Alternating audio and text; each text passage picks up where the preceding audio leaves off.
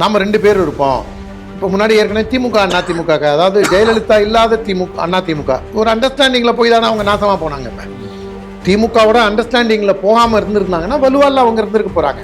அவர் அப்படி ஒரு கல்ச்சரை ஒரு பக்கம் ஏற்படுத்திக்கிட்டு போகிறாங்க. இன்னொரு பக்கம் நல்லவன் வேலை செய்யறதுக்கும் நல்லவனை உயிரோட இது பண்ணுறதுக்கும் அவனுக்கு உயிருக்கு உத்தரவாதம் இல்லாமல் பண்ணுறீங்க. தஞ்சாவூரில் இதே விசிகா தான் பார்க்குறவன் நினைப்பான், உனக்கு விசிகாவை பிடிச்சிக்கிட்டு ஏண்டா தொங்குற அப்படின்னு. நீங்கள் பிஜேபின்னா நாங்கள் அப்படியே ஆசன வாயிலேருந்து கோபம் கொப்பளித்து கண் வழியாகவே எங்கள் கோபம் வெளிப்படும். மீதி இதுன்னா நாங்கள் அப்படியே கடந்து போயிடுவோம்.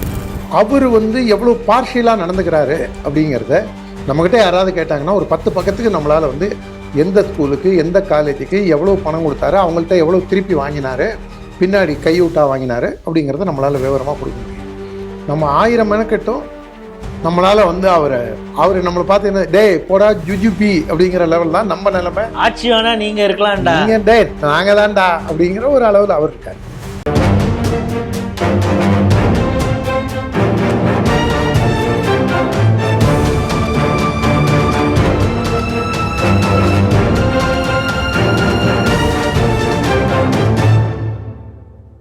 ஸ்ரீ டிவி நேயர்களுக்கு வணக்கம். செய்திகள் சிந்தனைகள் நிகழ்ச்சிக்கு உங்களை வரவேற்கிறோம். முதலில் இன்றைய முக்கிய செய்திகளை பார்ப்போம். ஆதாரத்தோடு இருக்கு, ஓபன் பண்ண வச்சிடாதுங்க. சட்டசபையில் முதல்வர் விஜய் ஆவேச பேச்சு. அனைத்து எம்எல்ஏக்களுக்கும் அரசு சார்பில் வாகனம், ஒரு உதவியாளர் நியமித்து கொள்ள ஒப்புதல், தாராளம் காட்டிய ஜோசப் விஜய். மணல் கொள்ளை குறித்து போலீசில் புகார், மனைவி பெண் மீது சரமாரி தாக்குதல், பரமசிவம் சிவனடியார் மரணம், விசிக மறியலை எதிர்த்த தஞ்சை இளைஞர் கைது. தனியார் ஏஜென்சி மூலம் 1797 பேர் ஒப்பந்த நியமனம், வட மாநிலத்தவர்களை கண்டக்டர்களாக நியமிப்பதா தொழிற்சங்கங்கள் கண்டனம். மகளிர் திட்ட நிதியில் ரூபாய் 107 கோடி முறைகேடு, வட்டார மேலாளர்கள் 8 பேர் சஸ்பெண்ட். இன்றைய செய்திகள் குறித்து தனது கருத்துக்களை நம்மிடையே பகிர்ந்து கொள்ள நமது அரங்கத்திற்கு திரு ஓமாம்புலியூர் ஜெயராமன் அவர்கள் வந்திருக்கிறார். ஸ்ரீ டிவி நேயர்கள் சார்பாக அவரை வரவேற்கிறேன். வணக்கம். இப்போ முதல் செய்தியாக என்னென்னா, இன்னைக்கு சட்டசபையில் முதல்வர் ஜோசப் விஜய் ஒரு விஷயத்தை சொல்லியிருக்கார். ஏன்னா எதிர்கட்சிகள் பேச மாட்டிங்களா அப்படின்னு அவர்கிட்ட கேட்குறப்ப, எப்போ மீடியாவை மீட் பண்ண போகிறீங்க, எப்போ பேச போகிறீங்க அப்படின்லாம் அவரை கிண்டல் செய்யும் விதமாக கேள்வி பொழுது, பேசுவேன், எப்போ பேசணுமோ அப்போ பேசுவேன், மக்களிடம் நான் பேசி கொண்டு இருக்கிறேன், நாங்கள்லாம் பேசுனதுனால தான் நாங்கள் இப்போ சட்டசபைக்கு எங்களை அனுப்பி வச்சுருக்காங்க அந்த மக்கள் அப்படின்லாம் சொல்லிட்டு, யார் என்ன பண்ணியிருக்காங்க அப்படிங்கிறதெல்லாம் என் டேபிளில் ஃபைலாக இருக்குது.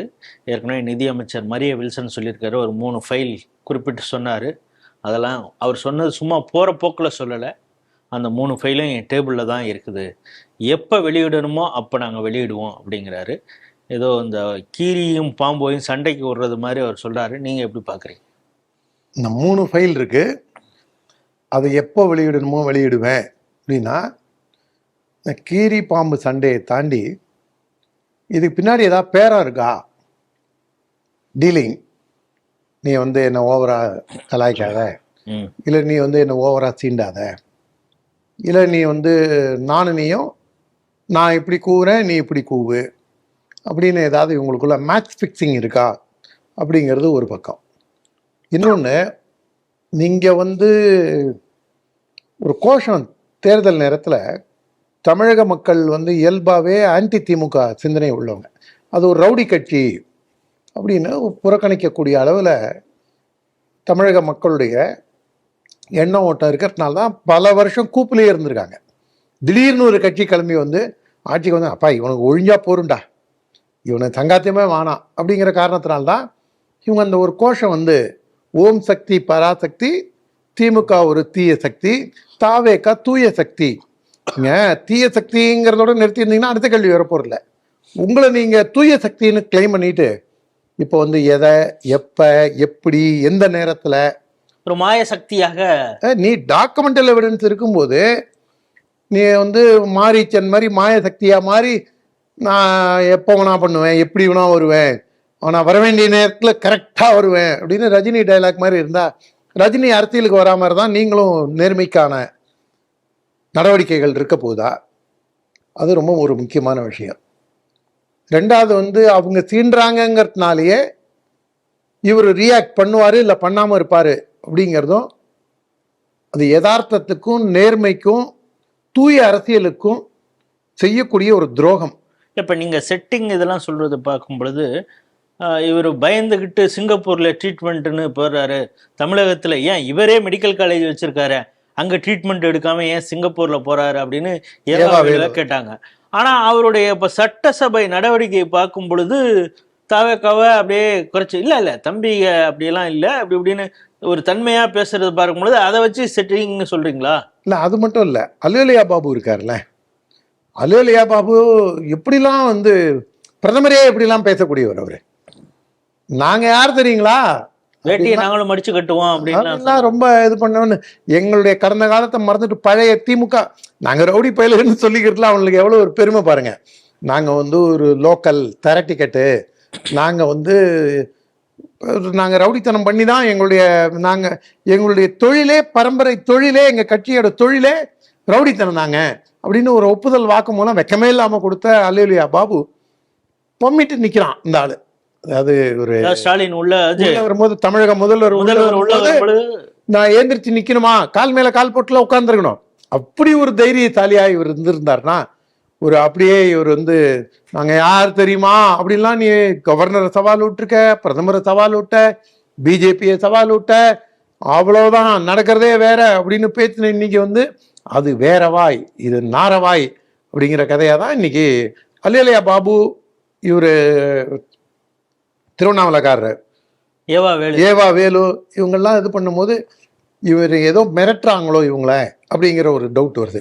என்ன ரீசன்னா இது மட்டும் கிடையாது, நீங்கள் ஒன்று கைது செய்யறதுனா உதயநிதி எங்கேயே அரெஸ்ட் பண்ணி ரிமாண்ட் பண்ணியிருக்கணும், மேஜிஸ்ட்ரேட் அப்புறம் போய் நீ ஜாமீன் வாங்கிக்க அப்படின்ட்டு அவருக்கு டைம் கொடுத்து ரெண்டாவது வண்டியில் வந்து அவர் கூடவே எல்லாரும் போகிற மாதிரி அந்த ஊரையே மறிக்கிறதுக்கு நாங்கள் வந்து வண்டி இப்போ வந்து திருக்கழுங்குன்றம் தாண்டிடுச்சுங்க, வண்டி இப்போ திண்டிவனத்தை நோக்கி வருதுங்க, திண்டிவனத்தில் எல்லாரும் அசம்பிள் ஆகிடுங்க, ஏன் டைம் கொடுக்குறீங்க? அப்போ வந்து உங்களுடைய நோக்கம் இங்கே பிஜேபி ஒரு மூன்றாவது சக்தியாக எழுந்து எந்த காலத்துலையும் வந்துடக்கூடாது, நாம் 2 பேர் இருப்போம்.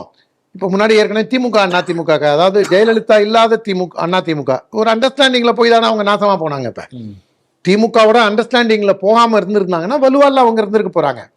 அவங்க திமுகவோட அண்டர்ஸ்டாண்டிங்கில் போய் திமுகவுடைய அந்த ஆறாராமான்னு அவங்க குச்சியை தட்ட இந்த அதிமுக ஆட்சி டைவடிச்சது, எதிர்கட்சியாக இருந்த போதும் டைவடித்த காரணத்தினால்தான் நீங்கள் மொத்த அதிமுகவும் கூப்பில் போனதுக்கு காரணமே ஒன்று நாங்கள் இருப்போம், இல்லை எங்கள் பங்காளி திமுக இருப்பாங்க, இதில் எங்கேருந்து 3வது கட்சி பிஜேபி இல்லை, அதெல்லாம் வாய்ப்பே கிடையாது.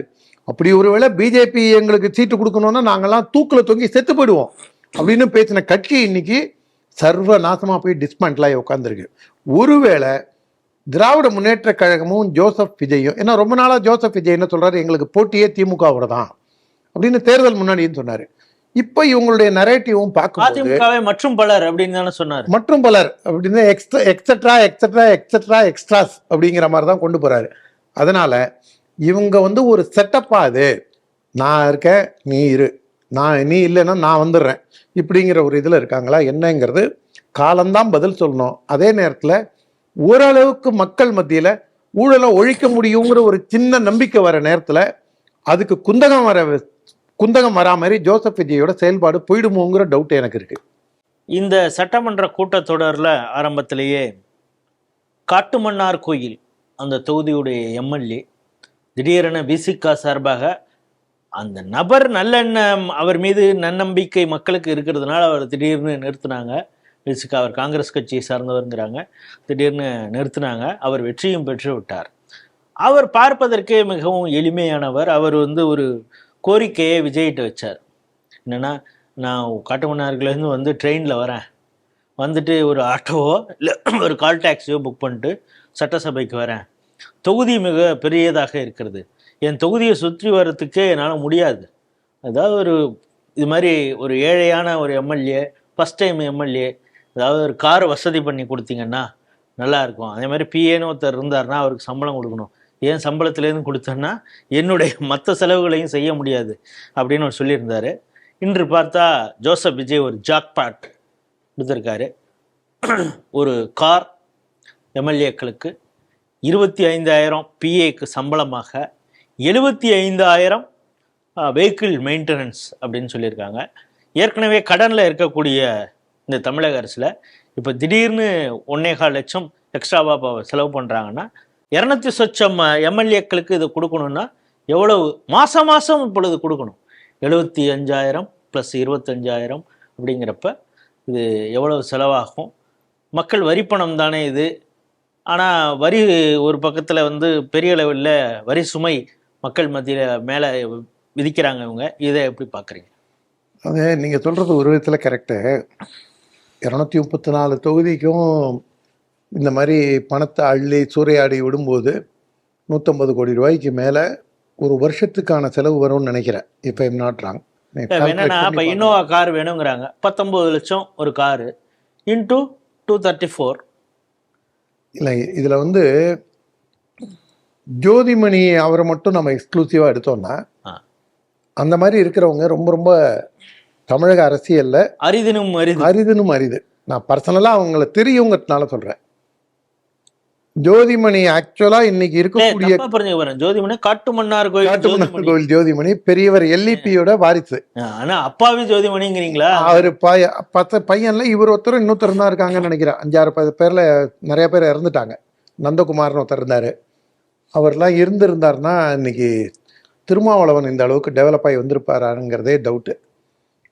ஒரு நல்ல ஆளுமை மிக்க 2-3 மகன்கள் பெரியவர் எல்இபியோட மகனில் எனக்கு தெரிஞ்சு இவர் தான் இருக்காருன்னு நினைக்கிறேன். If I'm not wrong. ரொம்ப எளிமையானவர். நம்ம பாரதிய ஜனதா கட்சியில் என்னுடைய அன்பு தம்பி பக்கத்து ஒரு ரெட்டியூர்னு இப்போ காட்டுமன்னார் கோவில் டவுனில் வசிக்கிறான் ராஜேஷ். அந்த தம்பி ஒன்றிய கவுன்சிலருக்கு போட்டி போடும்போது அந்த ராஜேஷ்காக ஓட்டு கேட்டு வந்தவர் ஜோதிமணி. அதாவது படித்த பையன், ஒரு தேசிய கட்சியில் இருக்காங்கிற ஒரு பெரிய அளவு பாகுபாடெல்லாம் பார்க்காம வந்தவர். எளிமையான மனிதர்.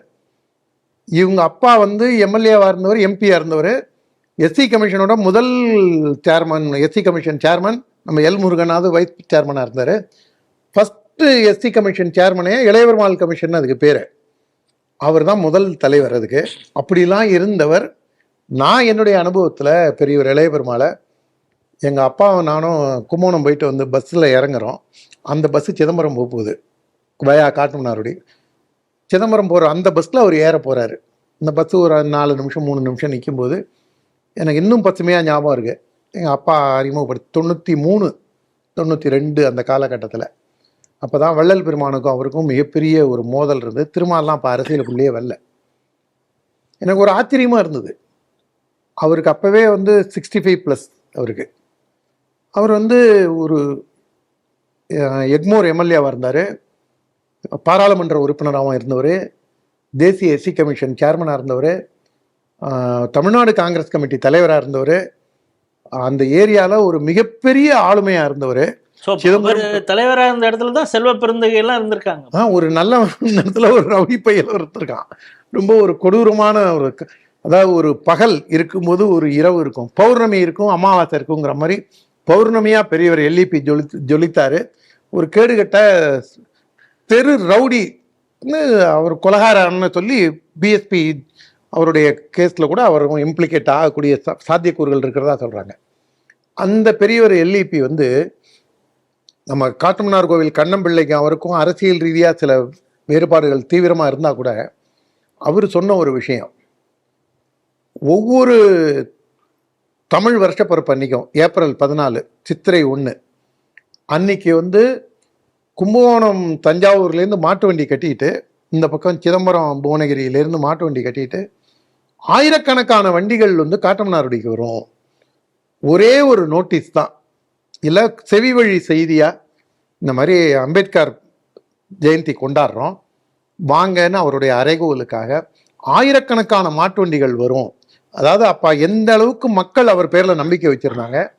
அவரே ரொம்ப நாளாக பொது போக்குவரத்தில் போனதுனால அவருடைய நலம் விரும்பிகள் நண்பர்கள்லாம் சேர்ந்து ஒரு அம்பாசடர் கார் வாங்கி, அதையும் அவர் மெயின்டைன் பண்ண முடியாமல் ஒரு நேர்மையான வாழ்க்கையை வாழ்ந்து இன்னைய வரைக்கும் அவங்க குடும்பம் அதே மாதிரி இருக்குது. ஜோதிமணியும் அப்பா மாதிரியே ஒரு யோக்கியஸ்தனா, நீங்கள் கரெக்டாக சொன்னீங்க, ஒரு எளிமையான ஒரு இதில் தான் இது பண்ணாருன்ட்டு.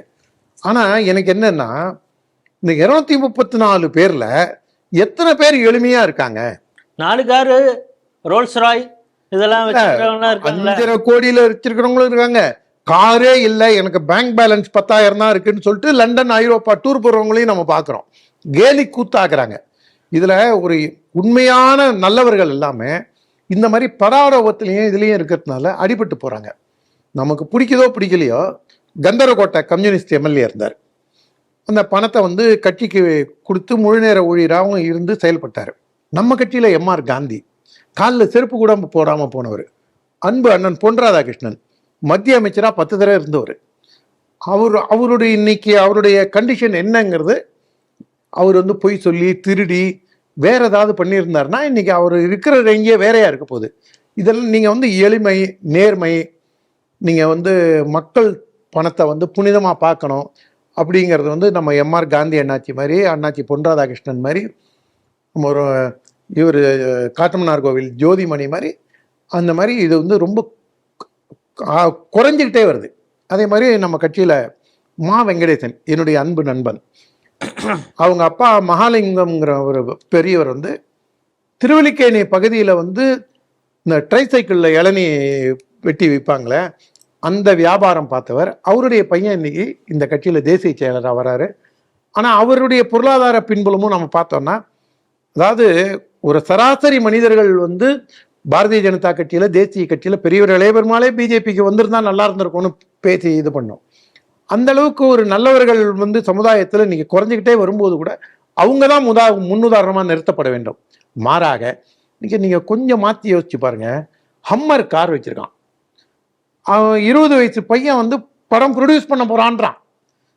அவங்க தாத்தா, அவங்க கொள்ளு தாத்தாலாம் எந்த கண்டிஷனில் இருந்தாங்க, ட்ரெயினில் வித்தவுட்டில் வந்த குடும்பம்லாம் இன்னைக்கு வந்து 18 வயசு பையன் 20 வயசு பையன் வந்து படம் ப்ரொடியூஸ் பண்ணுறான் அப்படிங்கிற லெவலில் இருக்கும்போது மக்கள் ஏதோ முன்னுதாரணமாக எடுத்துக்கிறாங்கங்கிறதா ரொம்ப முக்கியம். அதுலேயே நான் வந்து அவருடைய பெரியவர் ஜோதிமணியோட கோரிக்கை ரொம்ப நியாயமானது. ஏன்னா என்னுடைய ஊர் வந்து கடைசி காட்டுமன்னார்லேருந்து 8 கிலோமீட்டரில் தெற்க எங்கள் ஊர். Mayiladuthurai Vaitheeswaran Koil 15 kilometre, Mayiladuthurai 18 kilometre. Dead end நாங்கள். ஆனால் இந்த சட்டமன்ற தொகுதி எங்கே ஆரம்பமாகுதுன்னா, அணைக்கரையில் டிராவலர்ஸ் பங்களா இருக்கும், வடவார் தலைப்பு, வீராணை ஏரிக்கு போகிற தண்ணி, அந்த வடவார் தலைப்பில் ஆரம்பித்து இந்த பக்கம் கிட்டத்தட்ட சிதம்பரம் அண்ணாமலை நகர் வரைக்கும், அங்கேருந்து அணைக்கரைக்கு 20 கிலோமீட்டர், அங்கேருந்து சிதம்பரம் ஒரு 40 கிலோமீட்டர் இந்த பக்கம்.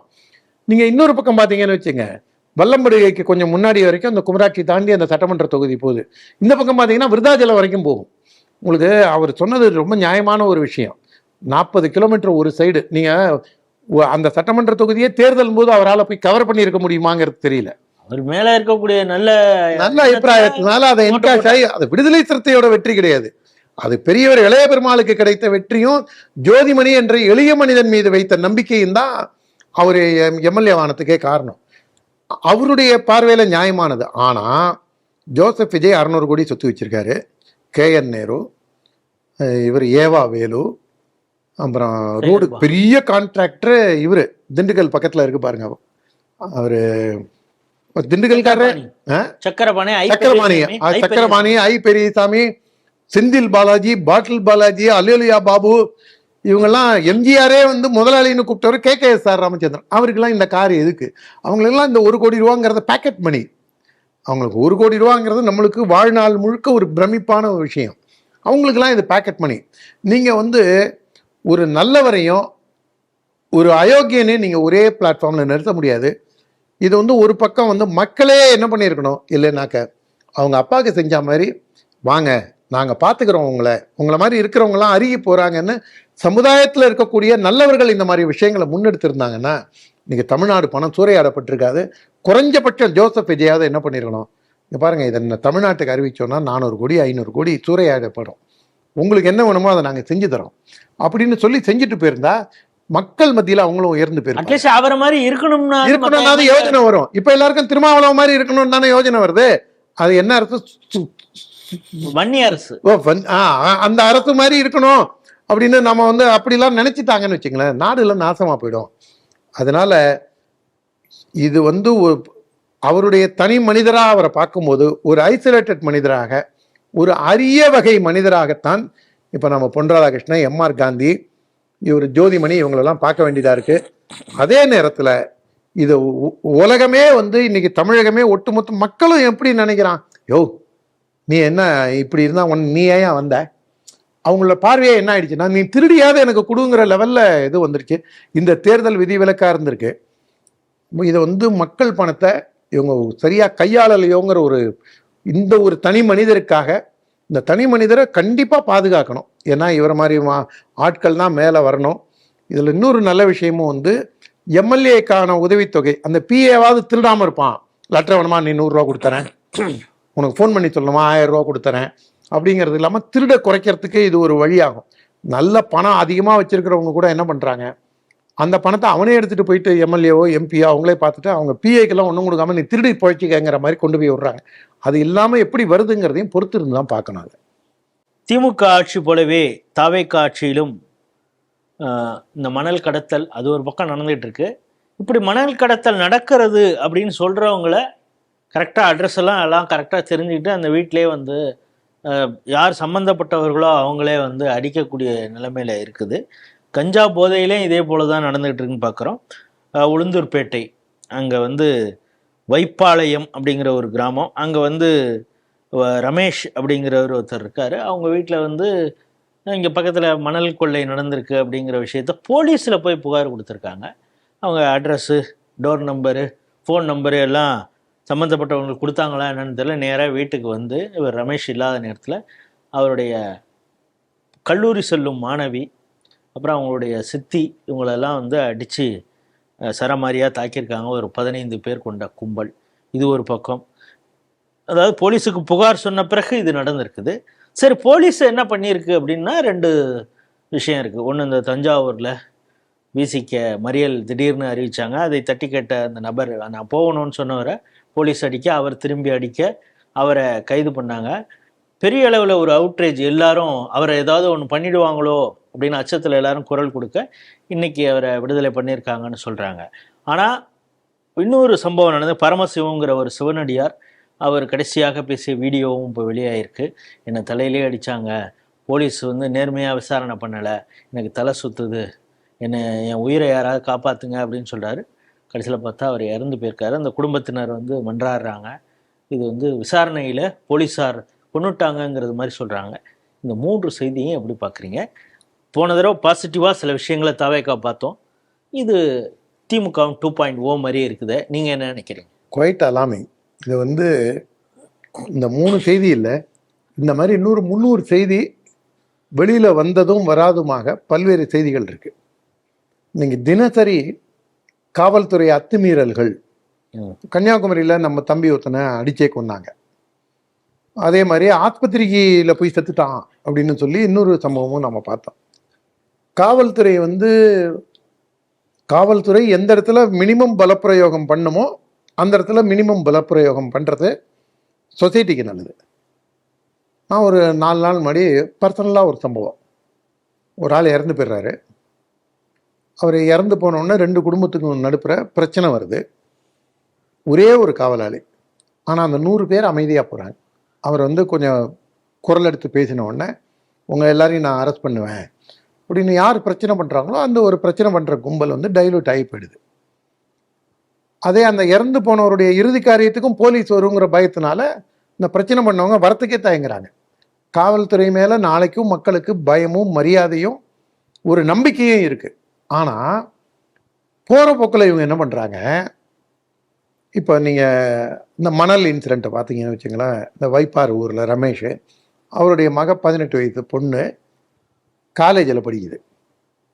அந்த 15 வயசு பச்சை பிள்ளையை நம்ம போய் அடிக்கிறோமே, வயசானவங்களை அடிக்கிறோமே, அவங்களுக்கு ஒரு வேளை கவுண்டமணி ஜோக்கு ஞாபகத்துக்கு வந்துருக்கும்னு நினைக்கிறேன்.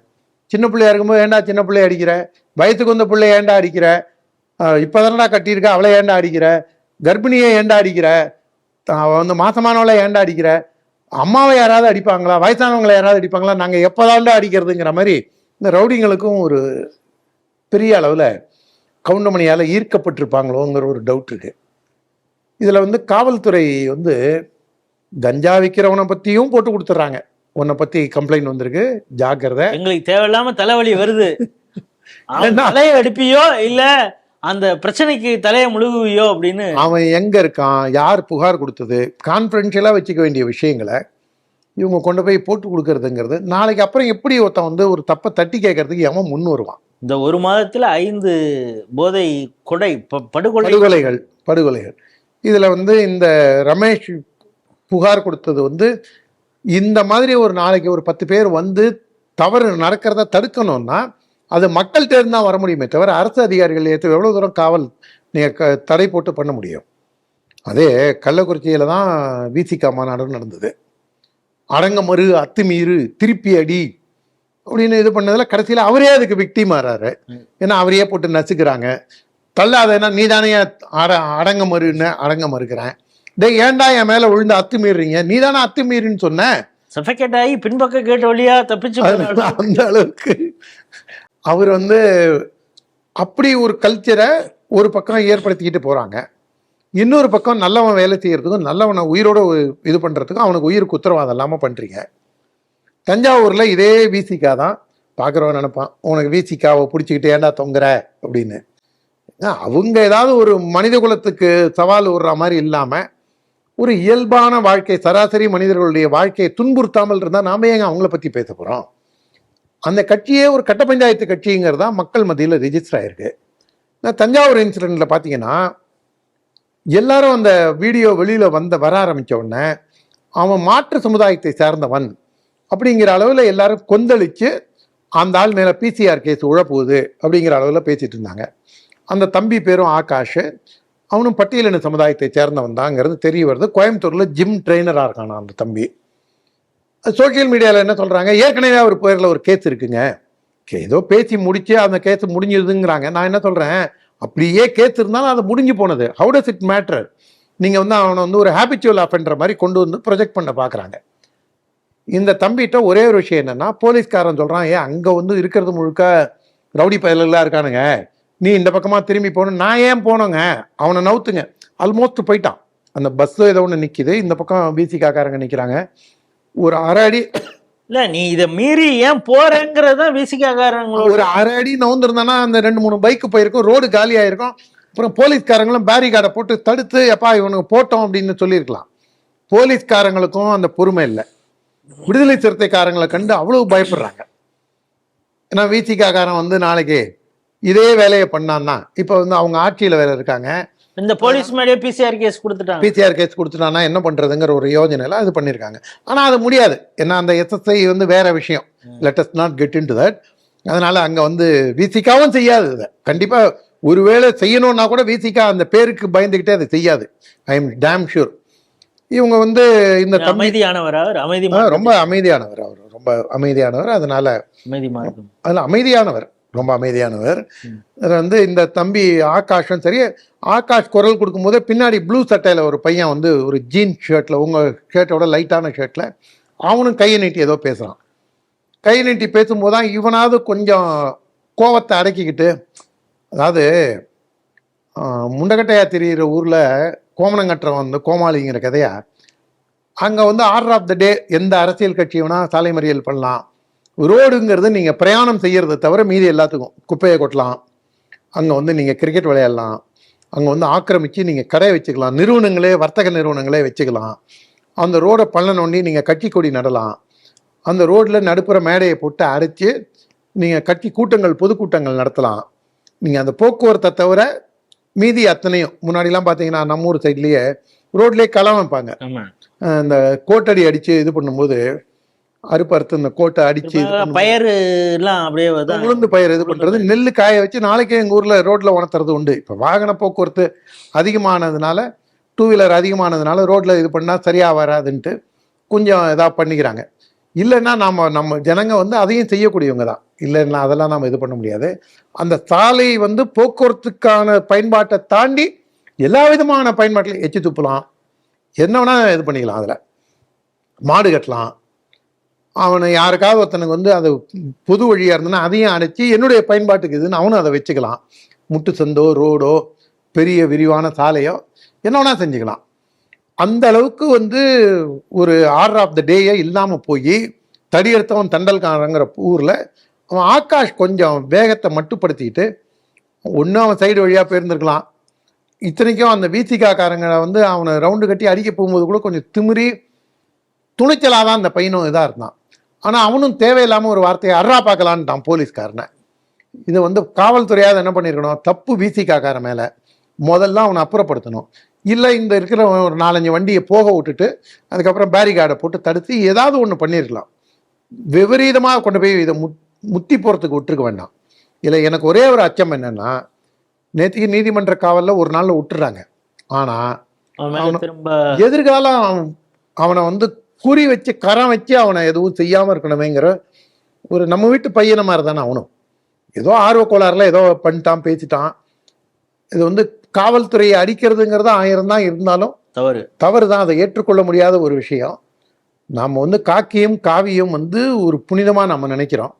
அப்படி இருக்கும்போது இது தேவையில்லாத ஒரு செயல். அந்த தம்பியும் கொஞ்சம் சூதானமாக நடந்திருக்கலாம், நீக்கு போக்கோட அவனும் கொஞ்சம் இதாக நடந்துருந்துருக்கலாம்.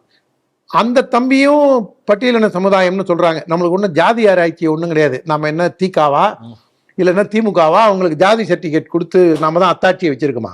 அது கிடையாது. ஆனால் அவன் மேலே பிசிஆர் கேஸ் போட முடியாமல் போனதுக்கு ஒரு காரணம் அவனும் பட்டியலின சமுதாயத்தை சேர்ந்தவன். இல்லைன்னா நீங்கள் யோசிச்சு பாருங்கள், வேறு கம்யூனிட்டி ஆளாக இருந்தான்னு வச்சுங்க, போலீஸுக்கே அமைதி போலீஸுங்கிறதுனால தான் அவன் விட்டு வச்சாங்க. அமைதியாக இல்லாமல் இருந்திருந்தா அந்த ஆளுக்கும் சேர்த்து ஏதாவது ஆப்படிச்சுட்டு போயிருந்திருப்பாங்க.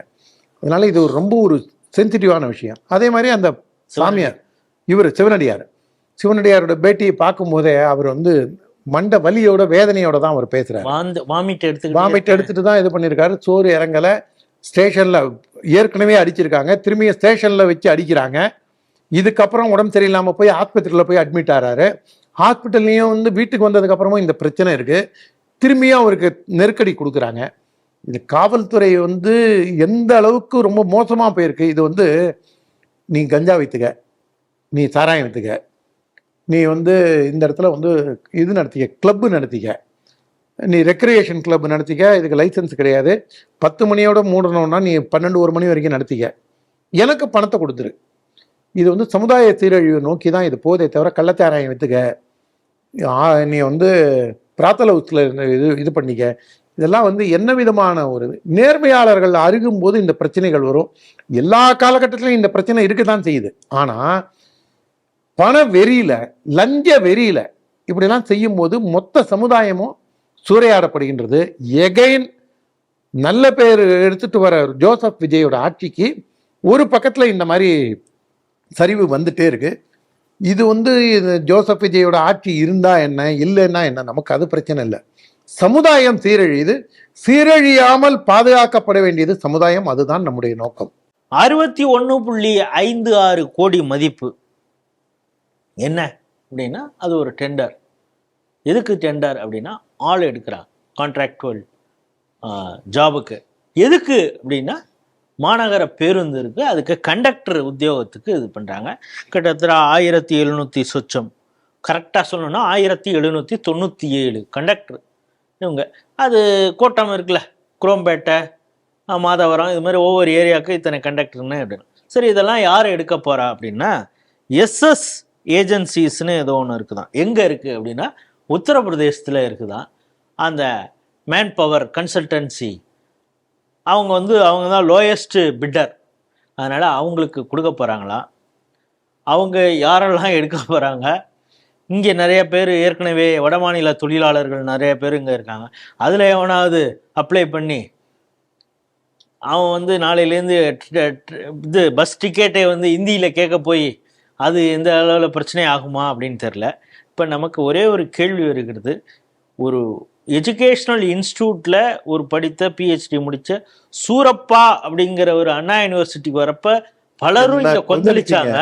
இப்போ மேன் பவர் கன்சல்டன்சியை வட மாநிலத்திலிருந்து நம்ம ஊர் கண்டக்டருக்கு அவங்க தான் செலக்ட் பண்ண போகிறாங்கங்கிறத நீங்கள் எப்படி பார்க்குறீங்க? இந்த வேலை இந்த 100 நாளில் ஆரம்பிச்சதா இருக்காது, உறுதியாக இப்போ ஆரம்பிச்சதா இருக்காது. ஏற்கனவே திராவிட மாடலோட இதில் இருந்தால் கண்டினியூஷன் தான் வரும். ஏன்னா ஆட்சியாளர்கள் வேணால் மாறுவாங்க, அதிகாரிகள் அங்கேயே இருக்காங்க, ஆட்சியும் கவர்னன்ஸ் அப்படியே தான் இருக்குது, கவர்மெண்ட் சர்க்கார் மட்டும்தான் மாறுது. ஆனால் இது அதோட ஏற்கனவே எடுத்த முடிவு, ஜனவரியிலேயே எடுத்த முடிவு தான் கொஞ்சம் கொஞ்சமாக வந்து டெண்டர் நோக்கி வந்திருக்குன்னா 100 நாளில் உறுதியாக டெண்டர்லாம் வர்ற அளவுக்கு இவங்க அவ்வளோ ஃபாஸ்ட்டாலாம் கவர்மெண்ட் மிஷினரி செய்யுங்கிறது இல்லை. சூரப்பா பிடாது, அவர் வந்து ரம்மி ரவி அவர் பிடாது. அதுக்கப்புறம் பிஜேபி தலைவராக இருந்த வரைக்கும் அண்ணாமலை தீண்டத்தகாதவர், அவர் வந்து கர்நாடக சிங்கம்னாரு, அதனால அவர் கர்நாடகத்துக்கு போனோம். இப்போ அவங்களுக்கு வேண்டப்பட்டவர் அண்ணாமலையே சொல்லிட்டார் அப்படின்னு சொல்லி அது இவங்க கொந்தளிப்பாங்க, குக்கரிப்பாங்க. இப்போ எல்லா நேரங்கள்லையுமே அவங்களுக்கு சாதகமாகவே இருக்கிறத இதை வந்து எந்த ஊடகமும் இது வரைக்கும் விவாதத்துக்கு ஒரு பொருளாக கொண்டு வந்ததா தெரியல. தொழிற்சங்கங்கள் மட்டும் இப்போ கண்டனம் தெரியும். அதுவும் வந்து கம்யூனிஸ்ட்ல ஒரு தொழிற்சங்கம் தான் சொல்லுது. ஒருவேளை 25 கோடி கான்ட்ராக்ட்ல அவங்கள விலைக்கு வாங்கினதுனால விட்டாங்களா, சோஃபால இல்லை சோஃபானால இது பண்ணாங்களா என்னங்கிறது தெரியல. இதில் எனக்கு இன்னொரு அடுத்த டவுட் என்னென்னா, இப்போ வந்து மாநகர பேருந்து குரம்பேட்டை, வடபழனி, கிண்டி, மாதவரம்னு டெப்போ இருக்குது. மொத்தம் வடபழனிலேருந்து ஏறி மெரினா பீச்சுக்கு போகிறான்னு வச்சுங்க. அவன் இந்த 25B ஏதோ ஒரு பஸ்ஸு போகுது. அவன் எப்படி டிக்கெட்டுக்கு கேட்கும்போது அவன் என்னத்தை புரிஞ்சுப்பான்? பஸ் ஸ்டாப் எங்கே, எந்த ரோடு வழியாக போகும், இந்த டிக்கெட்டுக்கான பணம் எவ்வளவு, சரி இதெல்லாம் ட்ரைனிங் கொடுத்துட்றாங்கன்னே வச்சுப்போம். நீ பாருங்கள், நீ கையில் வச்சுக்க, பிரிண்ட் அவுட் வச்சுக்க, உனக்கு வந்து நீ வடபழனி டெப்போவில் ஏறினேன்னா அந்த பஸ்ஸு வந்து நேராக கோடம்பாக்கம் போய் இது வழியாக டி நகர் கட் பண்ணி போகுது அப்படின்னா வள்ளுவர் கோட்டத்துக்கு 3 ரூபா, அங்கேருந்து பாண்டி பஜாருக்கு 5 ரூபா, இப்படின்னு நீ இந்த பிரிண்ட் அவுட்லாம் வச்சுக்கலாம். ஆனால் மக்கள் கேட்குற கேள்வி இருக்குல்ல, சார் நான் வள்ளுவர் கோட்டத்தில் இறங்கி நான் வந்து லேக் ஏரியாவுக்கு எப்படி சார் போகிறது அப்படின்னு மக்கள் வந்து கேட்பான். கியா கியா சாகியே தும்கோ போலோயா அப்படிமா. அவனுக்காக ஒருத்தான் அந்த நேரத்தில் அவன் பசி மயக்கத்தில் இருப்பானோ இல்லை வேற துக்கத்தில் இருப்பானோ, அவன் ஏதாவது ஒன்று சொல்லி அவன் ஒன்று புரிஞ்சுக்கிட்டு கடைசியில் நீங்கள் 1790 கண்டக்டர், கிட்டத்தட்ட 1800 கண்டக்டர் நீங்கள் எடுக்கிறீங்க. குறைஞ்சது 1800 வழித்தடத்துலேயும் இவங்க போகிறாங்க.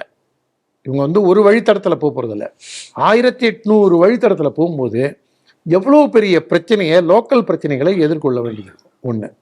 ரெண்டாவது, பிஇ படித்தவன், எனக்கு தெரிஞ்சு டாக்டரேட் படித்து பண்ணவன் வந்திருக்கானான்னு தெரியல, நான் சொல்கிறது டாக்டர் பட்டம் வாங்கினவங்க இல்லை, தீசிஸ் பண்ணி சப்மிட் பண்ணி வந்தவங்கலாம். நீங்கள் முன்னாடி அந்த ஓனிக்ஸ்னு ஒரு கம்பெனி இருந்தது பாருங்க, இப்போ அது வேற ஏதோ பல்வேறு கம்பெனிகள் வந்துருச்சு. அதில் கூட போய் சூப்பர்வைசராக போகிறவங்க இருந்திருக்காங்க, போய் அந்த ஸ்கேவெஞ்சராக கூட இருந்திருக்காங்க, அதில் அந்த குப்பை அள்ளுறவங்களா கூட இருந்திருக்காங்க. பிஇ படித்தவங்களாம் நான் பார்த்துருக்கேன், நிறைய பேரை பார்த்துருக்கேன். தமிழ்நாட்டில் அந்த அளவுக்கு எம்ப்ளாய்மெண்ட் எக்ஸ்சேஞ்சில் பதிவு பண்ணவங்கள பல லட்சங்கள் இருக்குது. இந்த சம்பளம் வந்து தொகுப்பூதியமாக கிட்டத்தட்ட 27,000 ரூபா கொடுக்குறாங்க. நீங்கள் 27,000 ரூபா கொடுக்கும்போது தமிழ்நாட்டில் டிகிரி படித்தவனெல்லாம் விட்டுட்டு நீங்கள் வடமாநிலத்திலேருந்து ஏன் ஜிஎஸ்டி உட்பட நீங்கள் கொண்டு வரீங்கன்னா அதுக்கு பின்னாடி என்ன இருக்குது? இந்த டெண்டர் வேல்யூ என்ன அமௌண்ட் சொன்னீங்க? 61 ஏதோ 65.56 கோடி ஏதோ ஒன்று. இதில் வந்து எந்த அளவுக்கு ஊழல், இதுக்கு பின்னாடி யார் இருக்காங்க? அதாவது ஒரு சந்திரபாபு நாயுடு வந்து பிஜேபி கூட்டணியில் 2019க்கு முன்னாடி இருக்கும்போது இந்த சந்தன மர கடத்தலுக்காக திருப்பதி ரேஞ்சில் ஒரு 18 பேரை சுட்டு கொண்டாங்க, ஞாபகம் இருக்கும்னு நினைக்கிறேன். அப்போ வந்து சந்திரபாபு நாயுடுவே வரக்கூடாது, சந்திரபாபு நாயுடு அயோக்கியன், திருட்டு பய, அவனை பார்த்தாலே திருட மாதிரி இருக்கான், பிட் பேக்கெட் மாதிரி இருக்கான்னு கோவினை பயல்வெல்லாம். இப்போ கர்நாடகாவில் 3 பேரை சுட்டு கொண்டாங்கல்ல, அவங்களோட ரியாக்ஷன் என்ன? இல்லை, இது அதில் ஏதோ ஒரு சிமிலாரிட்டி தெரியுது. என்னென்னா, இறந்து போனவர்களுடைய பெயர்லாம் பார்த்தீங்கன்னா இது ஆசீர்வதிக்கப்பட்ட ஆட்சி இல்லையா, அந்த ஆசீர்வாதம் பெற்றவர்கள் தான் போனவங்களும். இது ஏதோ ஒரு செட்டப். இதை வச்சு யார் பிரச்சனை பண்ணுவாங்களோ அவங்களே தான் இந்த கவர்மெண்ட்டை பேக்கப்பில் பண்ணிக்கிட்டு இருக்கிறதுனால அவங்க அடக்கி வாசிக்கிறாங்க. அதாவது குண்டு வைக்கிறதும் அவங்களே, குண்டை எடுக்கிறதும் அவங்களே. அதனால அந்த கருணை மதம் அதை சார்ந்தவர்கள் தான் இறந்து போயிருக்கு. கருணை மனம், அந்த கருணை மனத்தால அவங்க இது பண்றதுக்காக பாக்குறாங்க. இப்ப நீங்க இதோட எதை பார்க்கணும்னா, கேரளால வந்து இந்த ஷிப்பில் இருந்த 2 பேரை வந்து இத்தாலிக்காரன் சுட்டான் தெரியுங்களா? ஆனா அவனுக்கு தண்டனை வராம அவன் கிறிஸ்துமஸ் இத்தாலியில கொண்டாடணும்னு அரசாங்கம் விட்டாங்க பெருமா. ஏன்னா அவங்களும் கிறிஸ்தவர்கள், அந்த ஒரு இது blood is thicker than water. அதே போலதான் இதுவும். அதனாலதான் சவுண்ட் கொடுக்காம இருக்கு. இதுல எந்த அளவுக்கு ஒரு கேவலமான ஒரு இது இருக்கு பாருங்க, மனோநிலை. நீங்க வந்து பிஜேபின்னா நாங்க அப்படியே ஆத்தன வாயிலிருந்து கோபம் கொப்பளிச்சு கண் வழியாவே எங்க கோபம் வெளிப்படும். மீதி இதுன்னா நாங்கள் அப்படியே கடந்து போயிடுவோம். இப்போ இதுக்கு ஏன் வந்து சீமான்லேருந்து யாரும் கூவலேன்னு தெரியல. இதுக்கு பின்னாடி என்ன இருக்குங்கிறதும் தெரியல. ஆனால் தமிழக அரசு தமிழ்நாட்டில் இருக்கக்கூடிய இளைஞர்களுக்கு 30 வயசை கிராஸ் பண்ணவன இளைஞன்னு சொல்ல முடியாது, அவனை கூட கொடுத்து தொலை, தப்பு இல்லை, அவனும் இங்கே இருக்கிறவன் தானே. நம்ம அதுக்காக ஒன்றும் நம்ம மொழி அடிப்படையிலையோ மாநில அடிப்படையிலையோ பிரிவினை பேசலை. லோக்கலில் இருக்கிற மக்களுக்கு லோக்கலுடைய லாங்குவேஜ் தெரிஞ்சால் மட்டும்தான், மொழி தெரிஞ்சால் மட்டும்தான், லோக்கல் டோப்போகிராஃபி தெரிஞ்சால் மட்டும்தான் நீங்கள் பஸ் ஓட்டுறதா இருக்கட்டும், டிக்கெட் கொடுக்குறதா இருக்கட்டும், இந்த மாதிரி விஷயங்களை நீங்கள் வந்து ஒரு இம்மிடியட்டாக பப்ளிக்கோட கனெக்டாக இருந்தது. அதனால இது வந்து வேண்டாத வேலை. தமிழ்நாட்டில் இருக்கக்கூடிய இளைஞர்களுக்கே வேலை கொடுக்கணுங்கிறது தான் நம்முடைய பார்வை.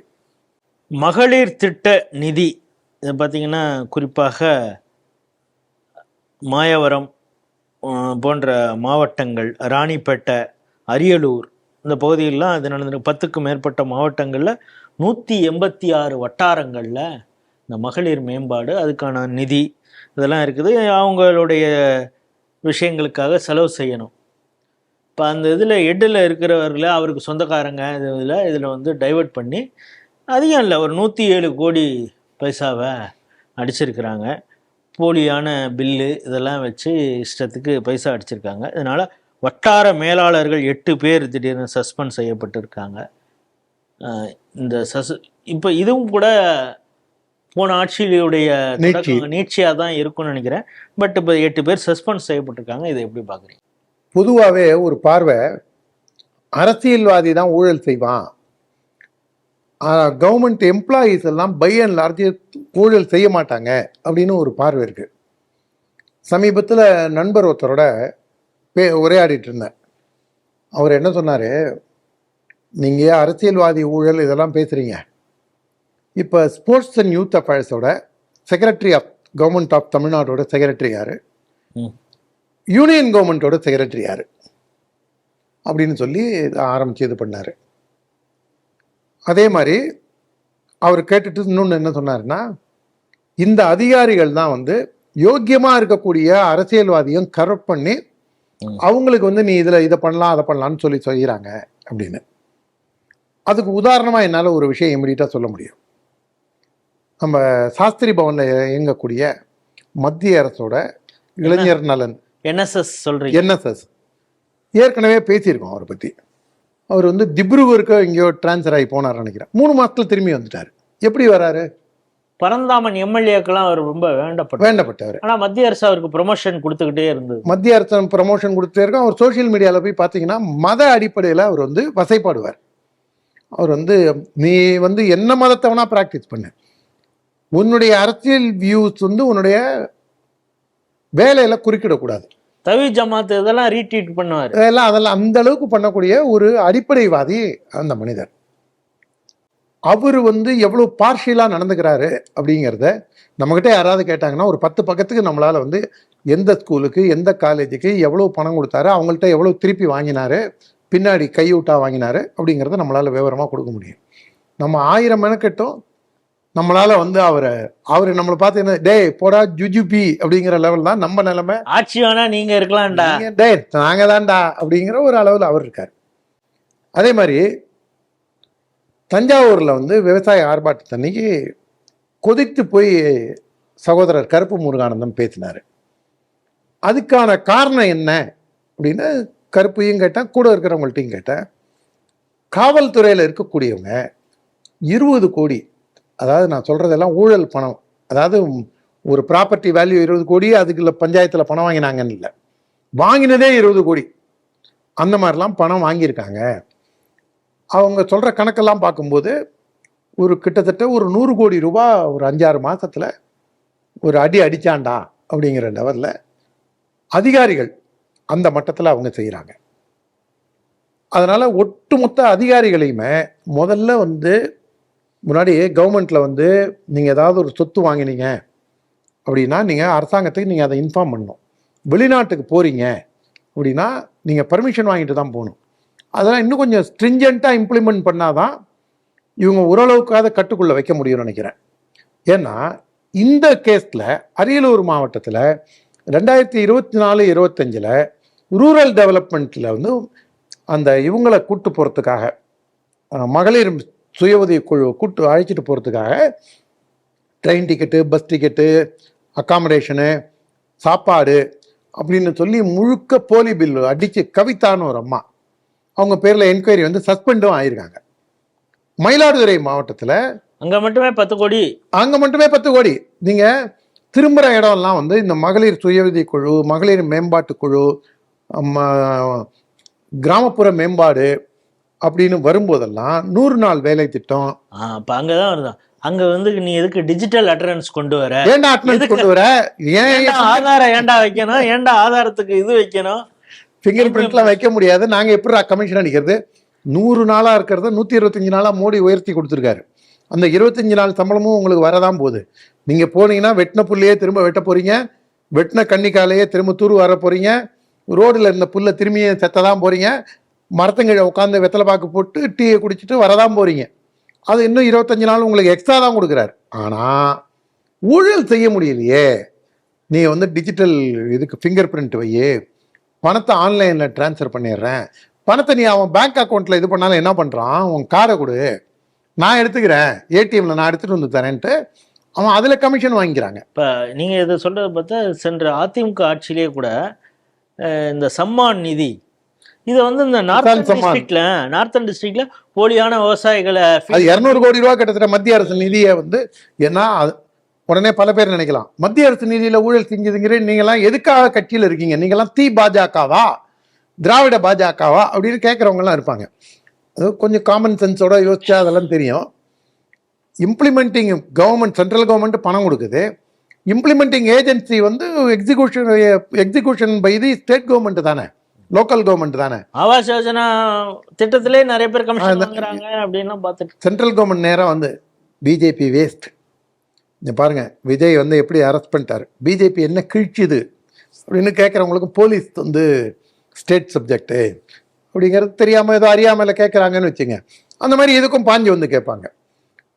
ஆக மொத்தம் இந்த சிஸ்டமையே கொலாப்ஸ் பண்ணுறதுக்காக தான் இந்த அதிகாரிகள்லாம் வேலை செய்கிறாங்க. இதில் மத அடிப்படையிலையும் சில பேர், நம்ம இந்த என்எஸ்எஸ் சொன்ன பாருங்க, அவங்க எல்லாமும் செல்லமானவர், ரொம்ப செல்லமானவர் அவர். அதே மாதிரி இந்த இதில் வந்து ஒரு 8 டிஸ்ட்ரிக்டில் தான் இந்த அட்டூழியம் வந்து எல்லை மீறி போயிருக்கு. இப்போ இந்த ஜோசப் விஜய் ஆட்சியில் வந்து இதுக்கெல்லாம் நடவடிக்கை வருமாங்கிறத பார்க்கணும். இது வந்து திமுக அரசிலிருந்து தொடங்கி தான் வருது. ஜோசப் விஜய்க்கு முட்டு கொடுக்கறதுக்கு நம்மளுக்கு ஒன்றும் அவசியம் கிடையாது. இந்த ஆட்சி எப்படி போகுதுங்கிறதையும் இதையும் வச்சு தான் பார்க்கறதுக்கு எவாலுவேட் பண்ண முடியும் நம்ம. இன்றைய 5 செய்திகள் மிக முக்கியமான செய்திகள். அது குறித்த ஒரு பருந்து பார்வையாக 360 டிகிரியில் அந்த எல்லா கோணங்களிலும் அந்த செய்திகளை ஆராய்ந்து உங்களுடைய கருத்துக்களை ஸ்ரீ டிவி நேயர்களோடு பகிர்ந்து கொண்டிருக்கீங்க. மீண்டும் ஒரு நிகழ்ச்சியில் சந்திப்போம். அதுவரை உங்களிடம் விடைபெறுகிறோம். நன்றி, வணக்கம், ஜெய்ஹிந்த், வந்தே மாதரம், ஜெய் ஸ்ரீராம்.